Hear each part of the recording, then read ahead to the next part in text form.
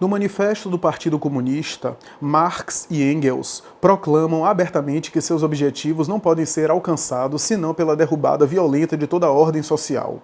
Entretanto, no capítulo 16 do Evangelho segundo o Espiritismo, item 8, Desigualdade das riquezas, afirma-se que os problemas sociais são de solução impossível, considerando apenas a vida presente.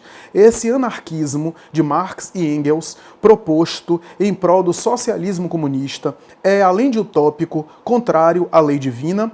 Do ponto de vista da luta armada, da violência, de uma revolução violenta, sim, sem sombra de dúvida, está frontalmente contrário à lei divina. Temos que considerar também um contexto da época para essa formulação que Marx apresentou, porque ele via injustiças muito gritantes, excesso de trabalho para as pessoas, e não via outra solução imediata e material senão a luta armada, senão uma revolução do proletariado. Então ele estabeleceu essa visão. Embora eu não seja especialista, e há companheiros do movimento espírita que eu conheço, que pode discorrer sobre esse tema com um domínio e com uma facilidade muito maior, penso que eu vou me limitar aos aspectos mais gerais, né, mais fáceis, né, para a gente fazer a conexão com o pensamento espírita. Então, a violência e a luta armada, sim, sem sombra de dúvida, está contrária à questão da lei divina e da moral evangélica, da moral cristã.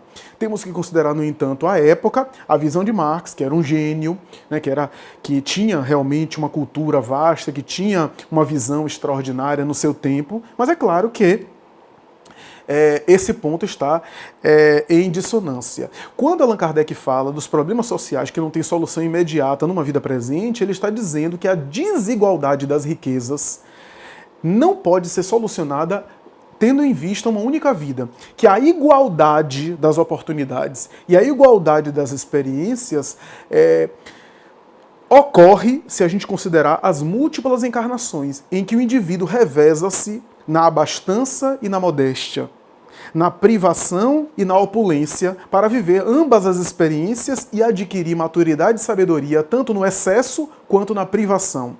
Então, nesse sentido que Kardec vai dizer que é impossível solucionar essa desigualdade tentando utopicamente uma igualdade material, matemática absoluta, o que é utópica na visão espírita. Então, é claro que essa igualdade das riquezas, e tem um autor fora do meio espírita que fala isso, né? Que essa ambição de igualdade absoluta talvez até faria mal à sociedade. E talvez uma desigualdade, só que uma desigualdade humanizada, seria bom para todo mundo. E talvez só não seria bom por causa do sentimento de inveja. O Rawls, o autor Rawls, que é um dos grandes autores da teoria da justiça social. Ele fala sobre isso, né? Que talvez só inveja para impedir que haja uma diferença social. Agora, o Espiritismo não diz e não aprova a miséria, a fome, os excessos, né? A exclusão, a pobreza. Isso sim é fruto do nosso livre-arbítrio, do nosso egoísmo, né, da nossa forma de se organizar socialmente, da predominância do nosso ego, de querer sempre mais em detrimento do nosso próximo. Se uma visão de igualdade absoluta das riquezas do ponto de vista espírita é impossível, fome, miséria, necessidades básicas também não faz parte da experiência espírita. O que eu quero dizer com isso tudo é que nem o comunismo, como foi implantado na história, especialmente o comunismo totalitário e utópico, nem também o capitalismo, como está aí, estão de acordo com a proposta social espírita. Aliás, eu lanço aqui uma sugestão de lermos o livro de Ney Lobo, chamada Filosofia Social Espírita, um livro fantástico, de uma erudição, de uma cultura que vale a pena a gente recorrer para a gente entender o que é que eu estou dizendo aqui, porque ele discorre em cima do pensamento kardeciano sobre isso e é muito interessante a gente entender isso. Então, nem o capitalismo selvagem como está, nem o comunismo como foi apresentado, implantado na Terra ao longo dos tempos, estão de acordo com uma visão espírita de organização social e, sobretudo, uma visão cristã